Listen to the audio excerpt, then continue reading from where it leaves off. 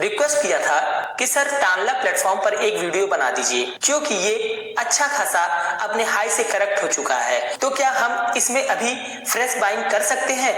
दोस्तों, अगर हम चार्ट पर देखें तो इस कंपनी ने 14 जनवरी 2022 को 2061 रुपए का हाई लगाया था, लेकिन अब 3 साल होने वाले हैं पर ये कंपनी अभी तक उस लेवल को वापस हासिल नहीं कर पाई है और आज के डेट में अपने हाई से लगभग 65% करेक्ट हो चुकी है। तो दोस्तों, इस वीडियो में हम यही जानने की कोशिश करेंगे कि कंपनी में इतनी गिरावट क्यों हो रही है और क्या ये कोई बाइंग अपॉर्चुनिटी है इस स्टॉक को अपने पोर्टफोलियो में ऐड करने का, और इनके फंडामेंटल्स भी देखेंगे।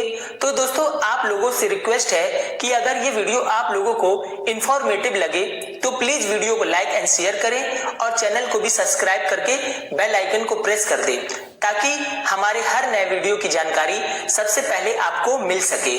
तो आइए दोस्तों, सबसे पहले तानला प्लेटफॉर्म के बिजनेस मॉडल को शॉर्ट में समझ लेते हैं, क्योंकि आखिरकार स्टॉक के रूप में हम बाय तो बिजनेस ही करते हैं। तो दोस्तों, तानला प्लेटफॉर्म लिमिटेड को उदय रेड्डी ने 1999 में शुरू किया था। ये इंडिया की पहली कंपनी थी जिसने A2P मतलब application to person SMS develop और डिप्लॉय किया। आज ये इंडिया की leading CPaaS means communication platform as a service provider है। तानला बिजनेसेस और उनके कस्टमर्स के बीच सीमलेस कम्युनिकेशन प्रोवाइड करती है मल्टीपल चैनल्स के थ्रू, जैसे SMS, वॉइस, ईमेल, RCS और OTT प्लेटफॉर्म जैसे व्हाट्सएप, फेसबुक, मैसेंजर। इसके साथ साथ पुश नोटिफिकेशन भी प्रोवाइड करती है। 2021 में तानला ने माइक्रोसॉफ्ट के साथ मिलकर वाइजली लॉन्च किया, जो एक एडवांस डिजिटल इंटरेक्शन प्लेटफॉर्म है। वाइजली ब्लॉकचेन टेक्नोलॉजी पे बेस्ड है और एंड टू एंड इंक्रिप्शन के साथ आता है, जो सिक्योर और रिलायबल कम्युनिकेशन इंश्योर करता है।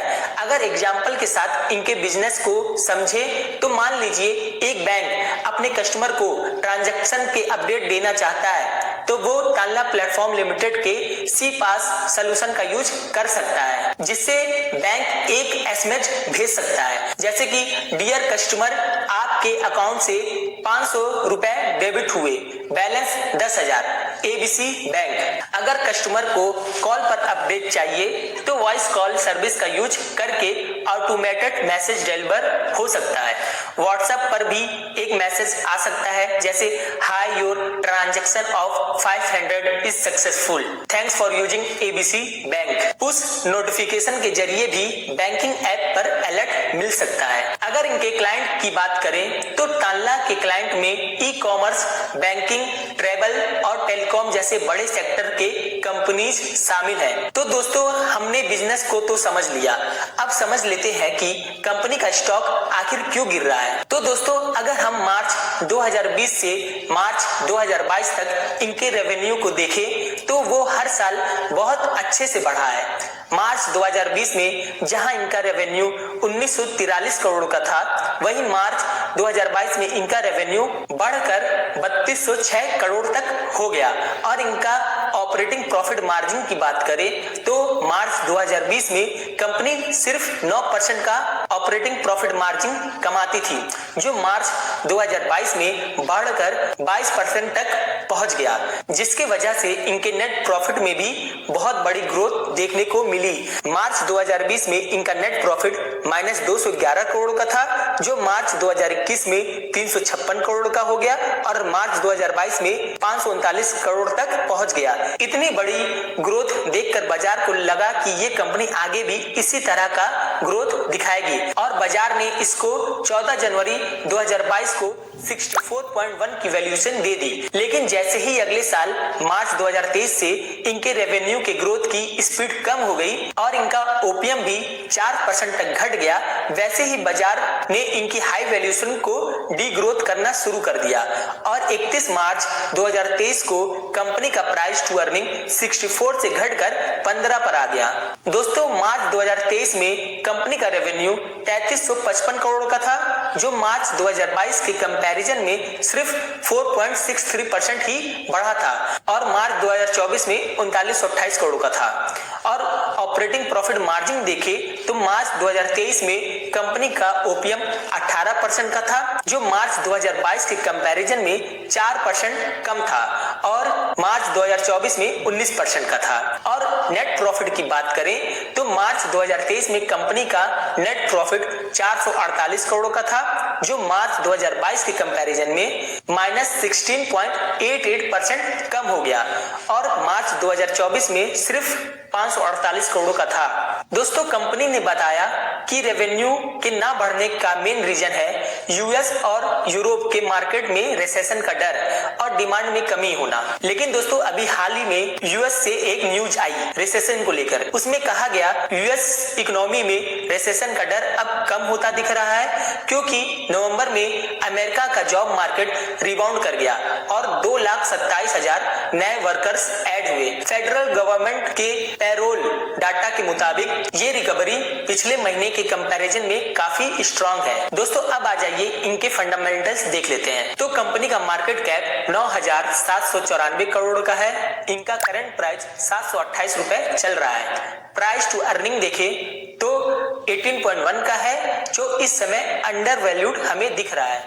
और अगर इंडस्ट्री पी को देखें तो वो 42.5 का देखने को मिल रहा है। Price to book value 4.65।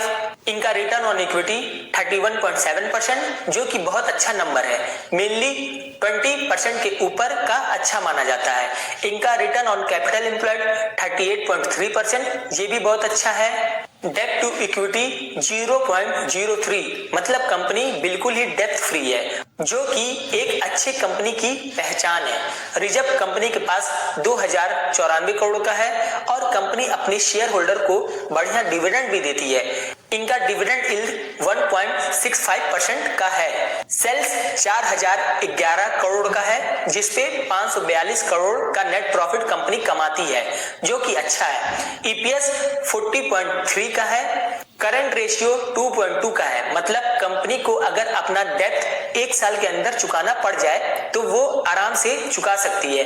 Mainly 1 के ऊपर करंट रेशियो को अच्छा माना जाता है। क्विक रेशियो 2.2 का है, इसे भी 1 के ऊपर अच्छा माना जाता है। टैग रेशियो 0.21, जो कि दिखाता है कि कंपनी अपने अर्निंग के हिसाब से बहुत ही सस्ते प्राइस में मिल रही है। अब देख लेते हैं इनका शेयर होल्डिंग पैटर्न। तो सितंबर 2024 में प्रमोटर्स का स्टेक कंपनी में 44.12% का था।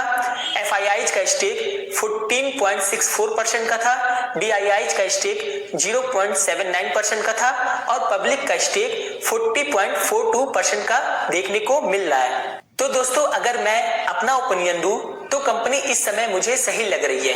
कंपनी की वैल्यूएशन भी इस समय बहुत महंगी नहीं लग रही है और सबसे अच्छी बात है कि अगर पिछले 4 क्वार्टर के रेवेन्यू देखें तो वो मेंटेन है। कंपनी का ऑपरेटिंग कैश फ्लो भी शानदार है। और रही बात ग्रोथ की, तो देखिए हर बिजनेस में अप्स एंड डाउन्स तो लगे ही रहते हैं। तो मेरा ओपिनियन ये है कि मैं इस बिजनेस में लॉन्ग टर्म के लिए इन्वेस्टमेंट करना चाहूंगा। दोस्तों, ये मेरा ओपिनियन है। मिलते हैं नेक्स्ट वीडियो में। जय हिंद, जय भारत।